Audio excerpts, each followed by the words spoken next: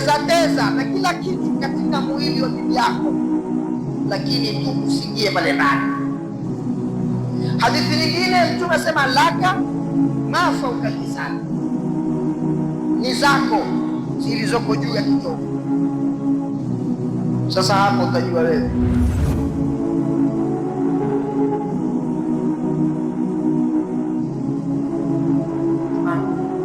Enyi waumini, kutiba alaikumus siyam, mumefaradhiwa nyinyi kufunga, kama kutiba ala alladhina min qablikum, kama waliofaradhiwa wale waliokuja kabla yenu nyinyi. Kwa nini? La'allakum tattaqun, ili mupate kuwa wacha Mungu.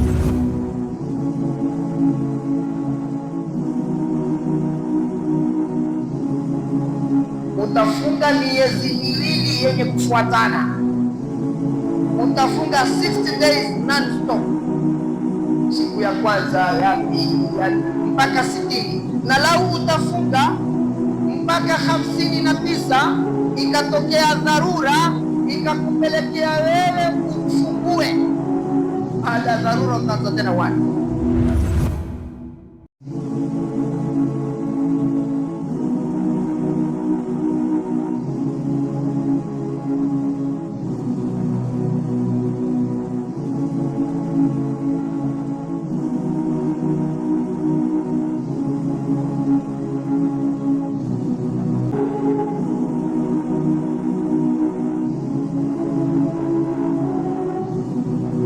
Sasa watu ambao waepuke ile sehemu ya hedhi, si mwanamke mwenye hedhi, waepuke ile sehemu ya hedhi, mwanamke akiwa na hedhi.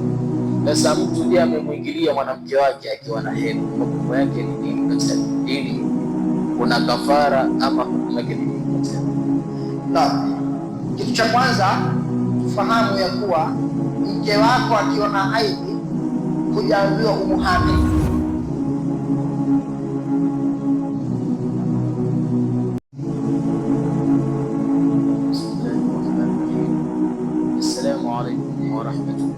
تعالى وبركاته.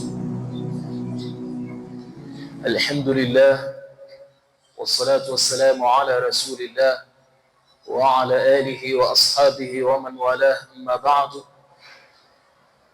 إخواني في الله، baadakum himidi Mwenyezi Mungu Subhanahu wa Ta'ala, pamoja na kumtakia rahma Bwana Mtume Muhammad sallallahu alayhi wa alihi wa sahbihi wa sallam. Ni furaha kubwa kuweza kuwafikiwa katika siku hii ambapo kwamba tulikuwa tukisubiri kwa dhati, tukisubiri kwa hamu sana, yaumul ahad. Na kama tulivyoelezea katika yaumul jumaa kwamba leo tutakuwa na mgeni kwa ajili ya kutufahamisha katika masail ya sharia katika dini yetu. Walillahi alhamd, hapa ametuhudhurikia ama amehudhuria katika msikiti wetu al-Ustadh al-Sheikh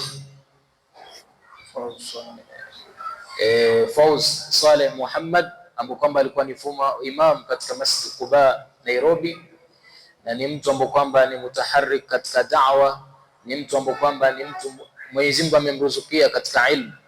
Basi inshallah sisi tunamkaribisha katika sehemu kama hii ya Kitengela Masjid Amir kwa ajili tupate faida katika masala ya dini yetu. Na kama tulivyoombewa na baadhi ya muhibbina katika msikiti wetu kwamba kuna watu wako na haja na hamu ya kutaka kuyajua masala ya asiyam katika dini yetu. Kuna watu wako na mashakil katika masala ya siyam. Sasa sisi tutamuomba kwanza atuzungumzie kwa mukhtasar katika masala haya ya siyam anwaa zake katika ahkamu sharia, ili tupate kufahamu hilo jambo, na pia tutatoa nafasi baadaye kwa masala yoyote ambapo kwamba atakuwa na masala kuhusu masala haya ya siyam, basi mlango utakuwa upo wazi. Falyatafaddal mashkura mahjura Sheikhuna al-Karim. Bismillahir Rahmanir Rahim. Assalamu alaykum wa rahmatullahi ta'ala wa barakatuh. Innal hamdalillah nahmaduhu wa nasta'inuhu wa nastahdihi ونؤمن به ونتوكل عليه ونعوذ بالله من شرور أنفسنا وسيئات أعمالنا من يهده الله فلا مضل له ومن يضلل فلا هادي له وأشهد أن لا إله إلا الله وحده لا شريك له وأشهد أن سيدنا محمدا عبده ورسوله أرسله بالهدى ودين الحق ليظهره على الدين كله ولو كره المشركون وصلى الله على سيدنا محمد وعلى آله وصحبه وسلم تسليما كثيرا. أما بعد ya kumhimidi alhaqu jalla jalali Mola subhanahu wa ta'ala na kumtakia rehma na amani mtukufu wa daraja Mtume Muhammad sallallahu alayhi wasallam, hatuna budi juu ya kurejesha shukrani zetu kwa Mola subhanahu wa ta'ala kwa kutupatia neema nyingi, kwa kutupatia vile vile fursa nyingi za kutekeleza ibada zake, na vile vile turejesha shukrani za dhati kwa Mola subhanahu wa ta'ala kutupatia taufiki ya kuswali swala ya dhuhuri kwa jamaa.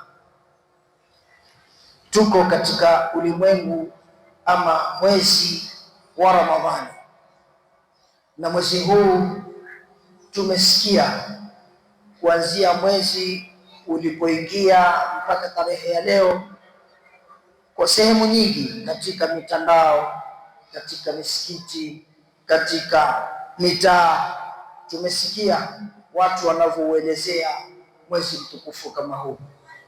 Na leo nimepata fursa vile vile mimi kuja katika msikiti huu, ingawa si mgeni hapa, nilikuwa nikija ingawa ni mara moja, pengine kuna wengine washaniona. Fursa kama hii natoa shukrani kwa wale walionialika. Pia vile vile Mwenyezi Mungu tunamwomba awape afya na umri mrefu waweze kuendesha kazi hii ambayo kwamba kazi ya Mwenyezi Mungu, kazi ya dawa. Tuko katika mwezi wa Ramadhani, na Ramadhani kama tulivyoelezewa, Mola subhanahu wa ta'ala atuambia ayyaman maadudat, ni masiku ya kuhesabika, masiku machache. Hivi sasa tufahamu kuna watu leo ni tarehe 11 ya Ramadhani, na kuna wengine leo ni tarehe 12 ya Ramadhani. Alhasil, Ramadhani imeingia na hivi sasa yakimbia, imeingia na yaenda mbio. Na Ramadhani ni ibada gani kubwa ambayo Mola subhanahu wa ta'ala ameiweka? Huu mwezi wa Ramadhani Mwenyezi Mungu ana ibada kubwa ambayo kwamba ametuwekea sisi umma wa Mtume Muhammad. Hakuna umma wengine waliopewa mwezi mtukufu wa Ramadhani. Kabla ya yote tukumbuke hadithi ya Bwana Mtume sallallahu alayhi wa alihi wasallam aliposema, Rajab shahrullah, Rajab ni mwezi wa Mwenyezi Mungu, wa Shaaban shahri, na Shaabani ni mwezi wangu. Mtume sallallahu alayhi wasallam asema Shaabani ni mwezi wake. Wa Ramadhan shahru ummati, na Ramadhani ni mwezi wa umma wangu. Kwa hivyo sisi tunatakiwa tujifakhiri kwa Mwenyezi Mungu subhanahu wa ta'ala kutujalia ni umma wa Mtume Muhammad, kitu cha kwanza. Kisha vile vile tujifakhiri tena ya kupata fursa ya kupewa mwezi huu wa Ramadhani ukawa ni mwezi wetu. Kwa sababu gani? Ni mwezi wa kipekee. Hakuna umma waliopewa mwezi wa Ramadhani kama sisi. Na mwezi wa Ramadhani Mwenyezi Mungu Subhanahu wa Ta'ala ametuelezea kwa urefu, lakini tukija katika ile aya Mola Subhanahu wa Ta'ala atuambia, ya ayyuhalladhina amanu kutiba alaykumus siyamu kama kutiba ala alladhina min qablikum la'allakum tattaqun. Mwenyezi Mungu Subhanahu wa Ta'ala atuambie, enyi ambao mumesifika na sifa ya imani, enyi waumini, kutiba alaikumus siyam, mumefaradhiwa nyinyi kufunga, kama kutiba ala alladhina min qablikum, kama waliofaradhiwa wale waliokuja kabla yenu nyinyi. Kwa nini? La'allakum tattaqun, ili mupate kuwa wacha Mungu. Kwa hivyo tumeona swaumu, mtu akifungamana na swaumu, kufunga mwezi wa Ramadhani, basi ni silaha ambayo itampelekea yeye kuwa mcha Mungu. Kisha tuje tujiulize swali, maswaumu, saumu ni nini? Hii saumu, mtu akikuuliza saumu ni nini, wewe wafunga nini? Saumu ni nini? Huwa al-imsak. Saumu ni kujiziwia anil muftirat, kutokamana na zile zenye kuharibu. Kula, mfano imepigwa ni kula, kunywa, jimaa. Hizi zote ni muftirat, zote zitakupelekea wewe kuharibu saumu yako. Saumu, kitu cha kwanza watakiwa ujue ni al-imsak, ni kujiziwia. Huku Mwenyezi Mungu ashakwambia la'allakum tattaqun, ili mupate kuwa wacha Mungu. Sasa wacha Mungu kivipi? Upate kuwa wewe umefunga kuanzia alfajiri mpaka jua kuzama, umejiziwia kula, umejiziwia kunywa, umejiziwia jimaa. Hata kama ni halali yako, mke wako wa halali, wakati wa Ramadhani, wakati wa mchana, wewe hufai kumuingilia. Hiyo pia ni al-imsak, kujiziwia, kujifunga. Kwa hivyo saumu Mwenyezi Mungu Subhanahu wa Ta'ala ameiweka ili sisi tupate kuwa wacha Mungu. Kisha Mtume sallallahu alaihi wasallam vile vile akaeleza, farubba saim laysa lahu nasibun min sawmihi siwa al-ju'i wal-'atash. Huenda kwa yule mwenye kufunga akawa hana fungu katika somo yake isipokuwa njaa na kiu. Kwa nini? Wewe umefunga, lakini sheria ya funga ile hufuati. Wewe umefunga, makatazo ya funga ile hukataziki. Kifupi, umefunga, lakini funga yenyewe waifunga utakavyo wewe, sivyo anavyotaka Mwenyezi. Wewe ukawa ni mtu wafunga lakini wasengenya, wewe ni mtu wafunga lakini muongo, wewe ni mtu wafunga lakini huswali, wewe ni mtu wafunga lakini mwizi, na zingine nyingi. Kwa hivyo huenda mtu akawa afunga, lakini funga ile ikawa yeye amejizuia kula na kunywa tu, lakini funga yake ikawa ni habaa manthura. Kwa sababu gani? Kwa sababu hakufuata sheria ya kufunga. Ndugu zangu na wazee wangu watukufu, saumu ni nguzo ambayo ni moja katika nguzo tano za Uislamu. Saumu ni silaha ambayo ni ya kukufanya wewe ukawa mcha Mungu. Nigusie kidogo katika huku kucha Mungu, kisha turudi katika mada yetu ya saumu. Siku moja Sayyidina Ali radhiallahu anhu amefuatana na baadhi ya maswahaba, wakafanya ziara, wakazunguka kwenda kuzuru katika maziara ya makaburi.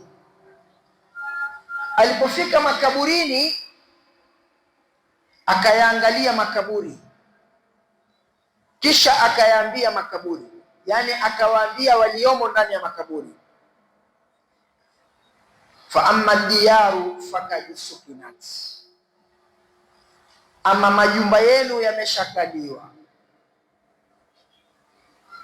wa amma alazwaju fakad nukihat, ama bibi zenu wameshaolewa, wa amma alamwalu fakad kusimat, na mali yenu yameshagawanywa.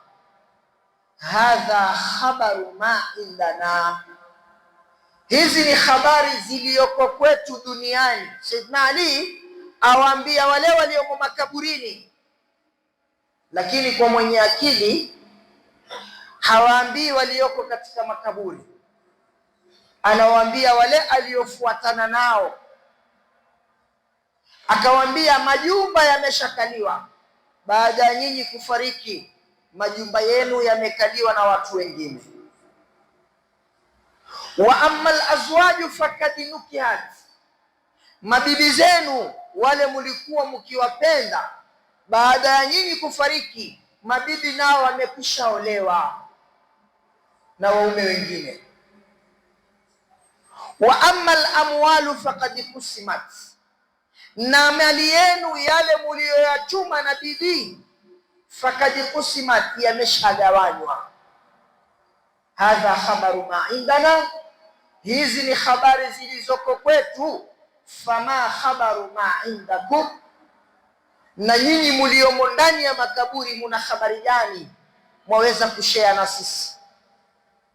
Kisha baada ya hapo Sayyidina Ali akanyamaza kidogo, kisha akawageukia maswahaba akawaambia, walladhi la ilaha ghairu, na hapa kwa yule ambaye hakuna Mungu isipokuwa yeye, ambaye ni Allah jalla jalalu, lau udhina lahum biljawabi, lau hawa maiti Mwenyezi Mungu angewapatia idhni ya kujibu masala ama mambo niliyowaambia, laqalu, basi wallahi wangelisema, fatazawadu, nyinyi mlioko katika ulimwengu, nyinyi mlioko katika dunia, fatazawadu, jiandaeni, fa inna khaira zad, hakika bora ya kujiandaa, attaqwa, ni ucha Mungu. Ndio hapa Mwenyezi Mungu akatuambia la'allakum tattaqun, wakati wewe utakapofunga vile inavyotakikana, basi ujue wewe huenda ukawa miongoni mwa wacha Mungu. Na hii ndiyo silaha, kila mtu atakiwa asiondoke duniani bila ya kujipamba na vazi hili la ucha Mungu.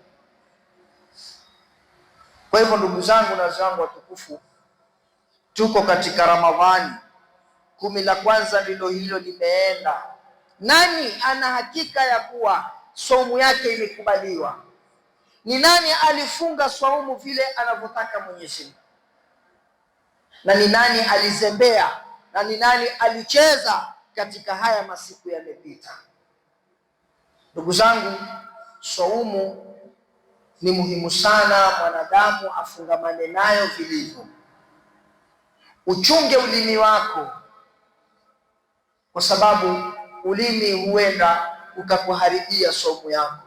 Ulimi hutengeza na ulimi uharibu. Saumu ina sharti zake, uchunge sharti zake za saumu. Nayo ni kujiziwia kutoka asubuhi mpaka jioni. Saumu ina muftirati zake, tumeshazieleza hapa. Ni kukumbushana, sio kusomeshana. Kuna wale mmoja wawili ambao pengine ni wageni pia, na wao wapate kufahamu, lakini tujue ya kuwa hili saumu utakapoifunga kisawasawa, basi ndio ujue wewe wajitengezea akhera yako kwa kuifunga sawa sawa. Kwa sababu gani? Kwa sababu Mtume sallallahu alaihi wasallam ashatueleza awalu arrahma. Wakati umeifunga vizuri, wewe wapigania, wakimbilia kupata rehema za Mwenyezi Mungu. Na hakuna mtu ataingia janna kwa akili yake, ataingia janna kwa amali zake. Kila mtu ataingia janna kwa rehema za Mwenyezi Mungu. Na wewe ipambe saumu yako ndio upate hizo rehema za Mwenyezi Mungu. 10 la pili, Mtume sallallahu alaihi wasallam atuambia wa awsatu maghfira. 10 la katikati ni 10 la msamaha. Kullu ibn adam khata'una wa khairul khata'una tawwabun au tawwabin. Wanadamu wote wana madhambi, wana makosa, na mbora katika hao ni wale wenye kurudi kumtaka msamaha Mola na kutubia. Kwa hivyo 10 la pili tumepewa la maghfira, na 10 la tatu na ni la itqun minan nari, ni 10 la kuachwa huru na moto. Nikimalizia, Ramadhani ni kilma kilichokusanya herufi 5. Ni kilma kilichokusanya herufi 5: arrau walmimu waldadu walalif wannun. Ulama watuambia kila herufi ina kazi yake, kila herufi ina kazi yake. Kazi ya ra ni rahma, kazi ya mim ni maghfira, kazi ya dhad ni dhamanul janna, kazi ya alif ni amanu minan nari, ama anin nari, na kazi ya nun neema. Yani ndani ya Ramadhani imekusanya neema zote, kwapatikana rehma, kwapatikana maghfira, kwapatikana guarantee ya janna, kudhaminiwa wewe pepo, kwapatikana amanu minan nari, Mwenyezi Mungu kukuweka wewe huru na moto, na ya mwisho neema. Hizi zote mwanadamu akiwa atafunga saumu yake kisawasawa, basi ndani ya Ramadhani mwanadamu huyu yuko katika neema. Kwa hivyo tudumu katika kutekeleza ibada hii ya saumu, tuishikeni vizuri saumu, tufungeni vizuri, na tuhakikishe katika saumu kuna njia ya kuipamba saumu yako, kwa kusoma Qur'ani, kwa kuleta adhkari, kwa kutoa sadaka, kwa kusema maneno mazuri. Lakini vile vile pia kuna njia ya kuharibu saumu yako kwa kuzungumza mabaya. Wakati utakapofanya hayo, basi utafaulu, na utakapoenda kinyume na hayo utakuwa ni mwenye kufeli inshallah. Nafikiri hii ni katika mukhtasarati kama ulivyotueleza inshallah. Barakallahu fik.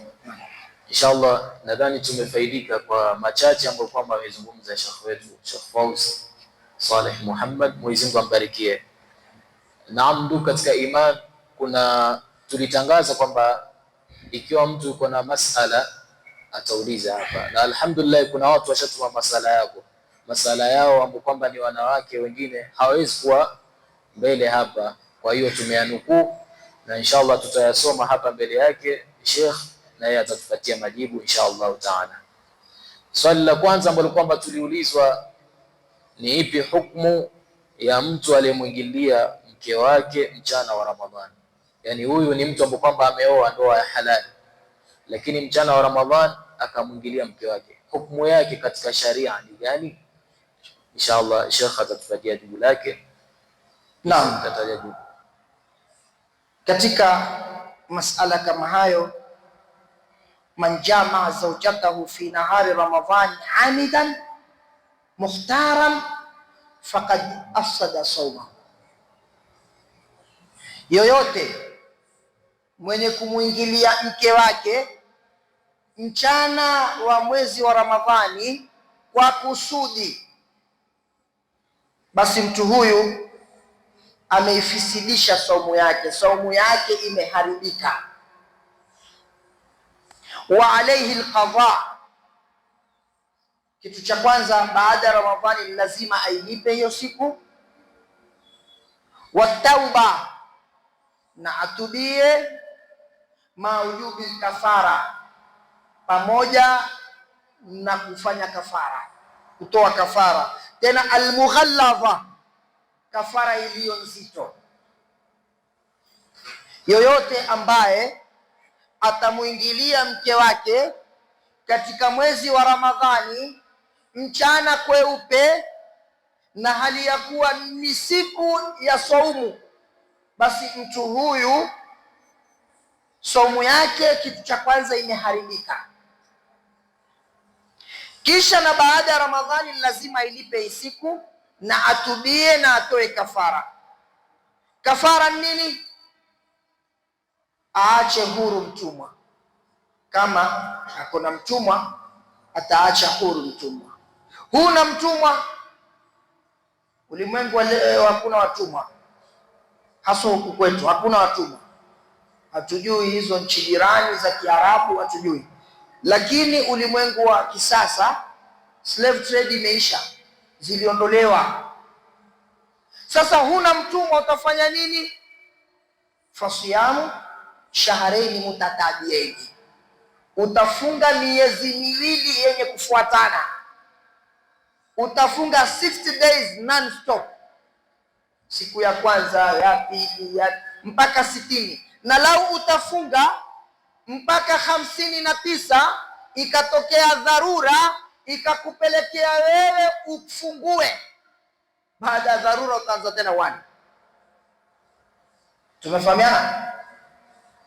Yoyote mwenye kujamii mke wake, mwenye kumgilia mke wake mchana wa Ramadhani, mtu huyu tena kwa kusudi, saumu yake imeharibika. La kwanza. La pili, baada ya Ramadhani atailipa ile siku, kisha na aombe toba kwa lile kosa alilolifanya. Baada ya hapo haijatosha, aache mtumwa huru. Kabla ya kuacha mtumwa huru, mwanzo kabisa afahamu mtu kama huyu alipe hiyo siku, na kulipa itakuwa baada ya Ramadhani. Kisha aombe toba kwa hilo kosa alilolifanya. Baada ya kuomba toba kwa kosa alilolifanya, kisha ndo aache mtumwa huru. Huna mtumwa, utafunga siku 60 mfululizo. Sio ufunge ukiwacha, utafunga leo kesho niache, ufunge leo, ufunge siku 60 non stop. Huwezi, fa it'amu 60 miskina. Kama huwezi, utawalisha maskini 60. Hapa kuna na uzito. Wewe unao nafasi ya kulisha maskini 60. Tufahamiane vizuri. Umefanya hiki kitendo ukijua mimi nitaomba toba, nitailipa baada ya Ramadhani. Mtumwa sina, lakini uwezo nao, pesa nao ya kulipa nini? Yani kulisha maskini 60. Basi wewe hapo humo katika kulipa maskini 60, wewe utawajibika ufunge siku 60. Tumefahamiana? Kwa sababu ulifanya kile kitendo ukijua kwa kuwa na uwezo wa kulipa maskini 60 mimi. Na huku ikiwa wajua una uwezo wa kulipa maskini 60, hiyo hukumu ya kulipa maskini, yani kulisha maskini 60, wewe humo. Wewe itakulazimu ufunge siku 60. Fikiri imeeleweka mpaka hapo? Inshallah. Swali la pili ni kidogo ni nje ya mada, lakini pia ni swala la muhimu hapo, kwamba ni katika masala ya jimaa. Mwenyezi Mungu Subhanahu wa Ta'ala amesema, wa yasalunaka 'anil mahid qul huwa adhan fa'tazilu an-nisaa fil mahid. Mwenyezi Mungu amezungumza masala ya haid, mwanamke akiwa na haid. Sasa watu ambao waepuke ile sehemu ya haid, si mwanamke mwenye haid, ndio waepuke ile sehemu ya hedhi, mwanamke akiwa na hedhi. Sasa mtu je, amemwingilia mwanamke wake akiwa na hedhi, hukumu yake ni nini katika dini? Kuna kafara ama hukumu yake ni nini katika dini? Naam, kitu cha kwanza tufahamu ya kuwa mke wako akiwa na hedhi hujaambiwa umuhame. Kabla hatujatoa hukumu, hujaambiwa umkimbie mke wako akiwa na hedhi. Tumefahamiana? Mtume sallallahu alaihi wasallam anasema isnau kulla shay'in illa nikah. Teza naye, shika kila mahali, isipokuwa kumuingilia tu wakati mwanamke akiwa na nini? Akiwa na hedhi. Nikizungumza hivi teza, ushaelewa. Shika hapa, shika pale, uma hapa, uma pale, finya hapa, finya pale, lakini tu pale sehemu usiingie, kwa mujibu wa hadithi ya Mtume sallallahu alaihi wasallam, isnau kulla shay'in illa nikah. Teza na kila kitu katika mwili wa bibi yako, lakini tu usiingie pale ndani. Hadithi nyingine Mtume asema laka ma fauka lisan, ni zako zilizoko juu ya kitovu. Sasa hapo utajua wewe, utapiga mbizi, utafanya, utaswim, lakini kuanzia kitovu fanya kwenda juu, lakini huku kwingine wakati akiwa na hedhi wachane nazo.